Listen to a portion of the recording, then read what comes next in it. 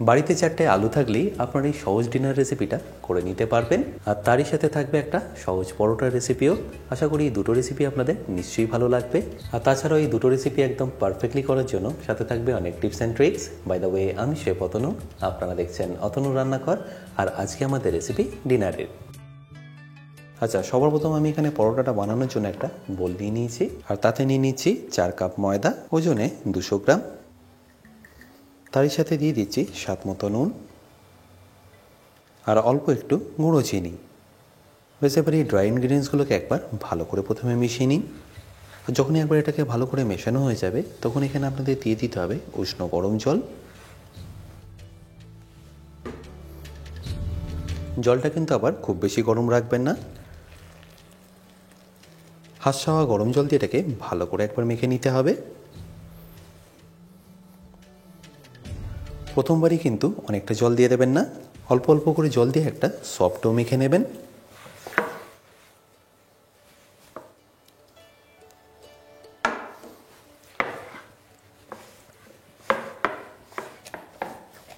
দেখতেই পাচ্ছেন আস্তে আস্তে এটা কিন্তু বেশ অনেকটা এখন সফট হয়ে গেছে। আর তারপর 1 থেকে 2 মিনিট পরে যখনই দেখবেন এরকম নরম হয়ে গেছে, তখন এটাকে একটু তেল লাগিয়ে রেখে দিন রেস্টিংয়ে।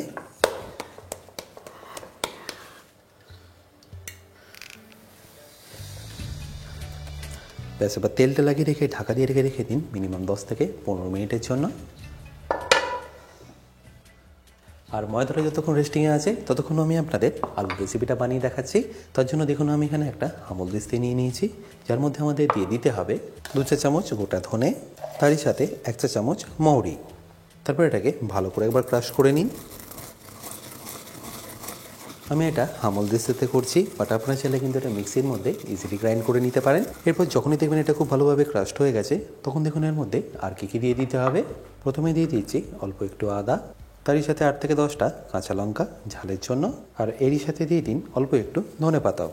ওটা অবশ্যই একটু এইভাবে ছিঁড়ে দেবেন, তাহলে দেখবেন ক্রাস্ট করতে সুবিধাই হবে।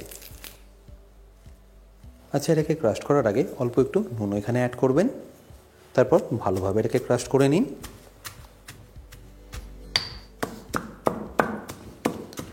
দেখতেই পাচ্ছেন একদম ভালোভাবে এটা ম্যাশ হয়ে গেছে।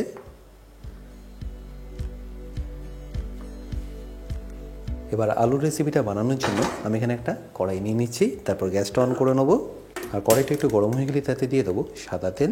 আমি এখানে 150 মিলি সাদা তেল নিয়ে নিলাম। আর তেলটা একটু গরম হয়ে গেলে এখানে দিয়ে দিচ্ছি 1 চা চামচ গোটা জিরে, তারই সাথে 2-3টে শুকনো লঙ্কা।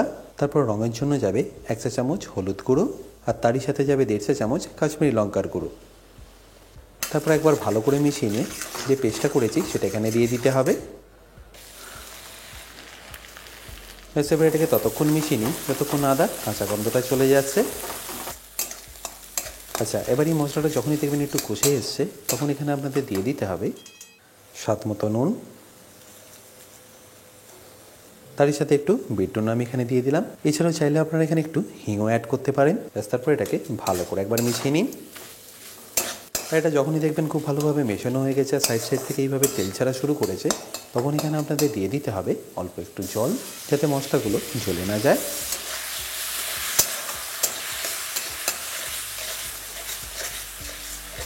আচ্ছা, আমি এখানে জলের পরিমাণটা আর একটু বাড়িয়ে নিয়েছি, যাতে এটা আমি আলুর সাথে খুব ভালোভাবে মিক্স করতে পারি। দেখতেই পাচ্ছেন এই মশলাটা কিন্তু এখন পারফেক্টলি রেডি। এবার আমি এখানে কেটে রাখা আলু মিশিয়ে দেবো।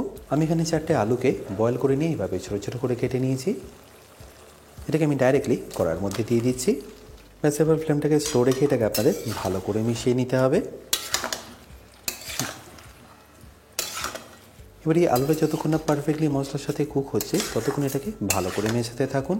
আর এই সময় কিন্তু ফ্লেমটা আপনারা একদম লো রাখবেন। আর আলুটাকে একবার ভালো করে মিশিয়ে নিয়ে ঢাকা দিয়ে কুক করে নেবো 5 থেকে 7 মিনিটের জন্য। আর এটা যতক্ষণ রেডি হচ্ছে, আমি এখানে পরোটার লেচিগুলো কেটে নিচ্ছি। তার জন্য ডোটা দেখুন এখানে পারফেক্টলি এখন সফট হয়ে গেছে, তাই এটাকে তুলে নিয়ে আমি কিচেন টপের মধ্যে নিয়ে নিচ্ছি। তারপর একে একে আমি এর লেচি কেটে নেবো।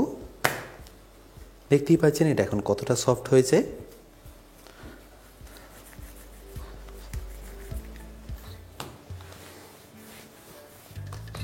এবার একে একে আমি এর লেচিটা কেটে নিচ্ছি। আর লেচিটা আপনাদের একটু এরকম বড় বড় সাইজের কেটে নিতে হবে।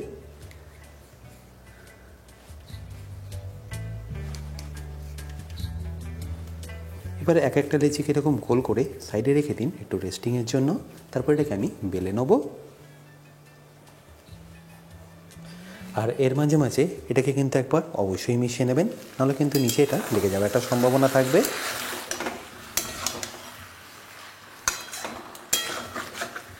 আর একবার ভালো করে মিশিয়ে নিয়ে ঢাকা দিয়ে আবারও কুক করে নিন।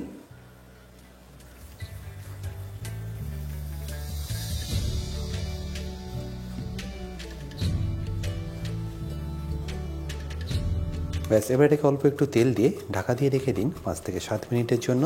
তারপর এটাকে আমি বেলে নেব।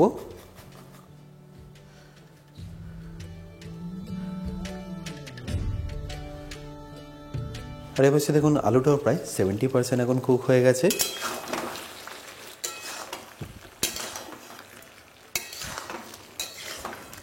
এবার ফাইনালি লাস্টবারের জন্য আমি এটাকে ঢাকা দিয়ে কুক করে নেব।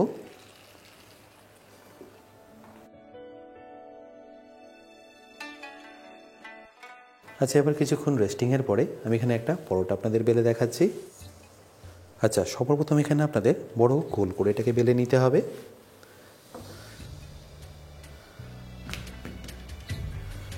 দেখতেই পাচ্ছেন একদম পাতলা করে এটাকে আমি বেলে নিলাম।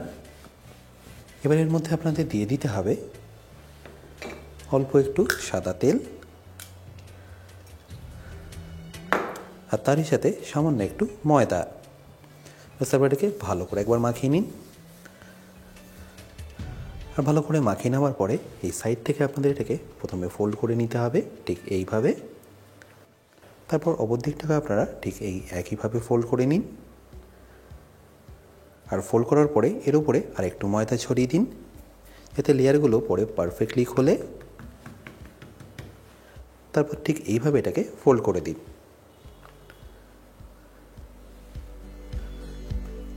ব্যাস, এবারে কিছুই না, আপনাদের চৌকো করে এটাকে বেলে নিতে হবে।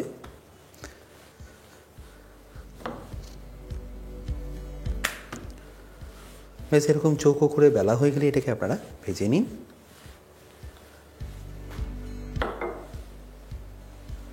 আর ভাজার জন্য অলরেডি আমি এখানে একটা ননস্টিকের চাটু গরম করে রেখেছি, যার মধ্যে আমি পরোটাটাকে দিয়ে দিলাম। এবার ঠিক যেভাবে পরোটা ভাজে সেভাবে এটাকে আপনারা ভেজে নিন। প্রথমে এক দিকটা ভালো করে একটু লাল লাল করে ভেজে নিন, তারপর পাল্টে নিয়ে অপর দিকটা ওই একইভাবে লাল লাল করে প্রথমে ভেজে নিতে হবে। আর এর পাশে ফাইনালি আমি আলুটাকে একবার মিশিয়ে নিচ্ছি। দেখতেই পাচ্ছেন আলু এখানে কিন্তু পারফেক্টলি রেডি। আমি ফাইনালি এবার এটাকে ফিনিশ করব, বাট তার আগে আমি এখানে পরোটাটা আপনাদের ভেজে দেখাচ্ছি। দেখতেই পাচ্ছেন হালকা হালকা কিন্তু লাল লাল কালার চলে এসছে। পাল্টে নিয়ে আমি অপর দিকটা একটু ভালোভাবে কুক করে নিচ্ছি। আর দেখতেই পাচ্ছেন কত সুন্দর এটা ফুলছে। আর দুদিকটাই যখন কালার চলে আসবে তখন এর মধ্যে দিয়ে দিন আপনারা অল্প একটু তেল বা ঘি। আমি এখানে একটু ঘি অ্যাপ্লাই করলাম। তারপর পাল্টে নিয়ে আমি অপর দিকটাও ভালো করে ভেজে নেব।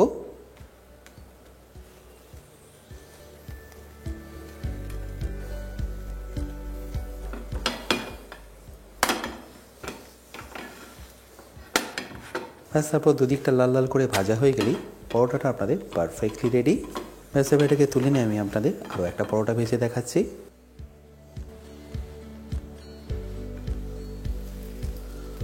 আর এই পরোটাটা কুক করার সময় ফ্লেমটা আপনারা মিডিয়াম টু হাই রাখবেন।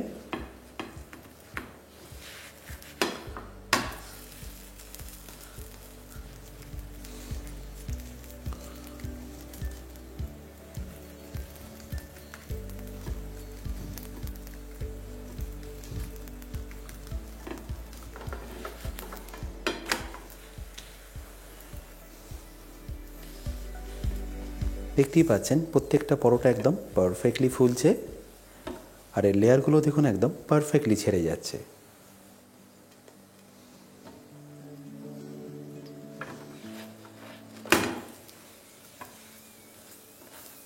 ব্যাস, এবার এটাকে আমি তুলে নিচ্ছি।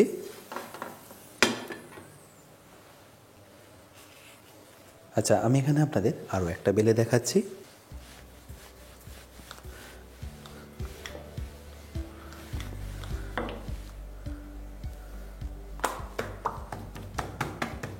এরপর ঘড়ি নিয়ে এটাকে এরকম লম্বা লম্বা করে বেলে নিন। এটা যতটা পাতলা করা যায় ততটাই বেটার।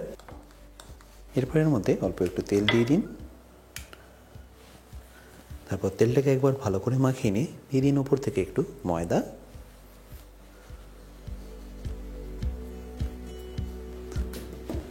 তারপর একদিকটা এইভাবে ফোল্ড করে নিন। তারপর অপর দিকটাকে আপনাদের ওই একইভাবে ফোল্ড করে নিতে হবে যেরকম আমরা মোগলাই বানাই। তারপর আবার একটু ময়দা ছড়িয়ে এটাকে ভালো করে ফোল্ড করে নিয়ে আপনাদের বেলে নিতে হবে।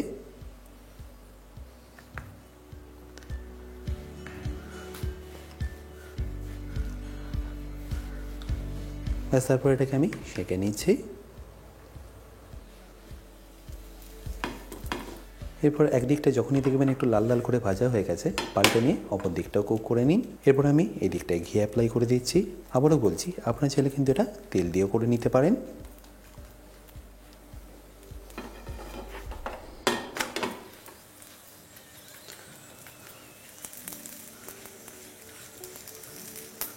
দেখতেই পাচ্ছেন প্রত্যেকটা পরোটা কিন্তু একদম পারফেক্টলি ফুলছে আর এর লেয়ারগুলো কিন্তু একদম ছাড়া ছাড়া হচ্ছে।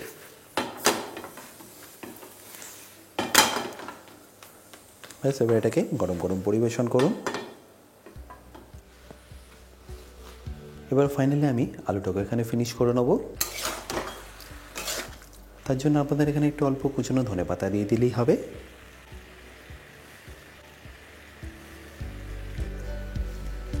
ব্যাস, তারপর একবার ভালো করে মিশিয়ে নিয়ে এই পরোটা আর আলু আপনারা পরিবেশন করুন। তাহলে নিশ্চয়ই দেখতে পেলেন কত সহজেই রেসিপিটা বানানো যায়। আর যদি এই দুটো রেসিপি আপনাদের ভালো লেগে থাকে অতি অবশ্যই কিন্তু আমাকে কমেন্টে জানাতে ভুলবেন না।